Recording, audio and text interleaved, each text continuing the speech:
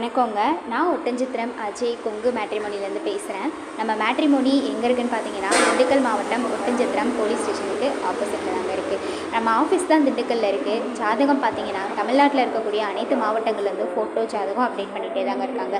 குறிப்பாக சொல்லப்போனால் நாங்கள் கொங்கு வெள்ளாள கவுண்டர்களுக்கு மட்டுமே அலைன்ஸ் பார்த்து கொடுத்துட்ருக்கனால திருப்பூர், கோயம்புத்தூர், ஈரோடு, பல்லடம், அவினாசி, அதுக்கப்புறமா சேலம், நாமக்கல், ஈரோடுன்னு வடக்கு ஏரியாவில் இருக்கவங்க முக்கியமாக நமக்கு அனுப்பிச்சிட்டே இருக்காங்க.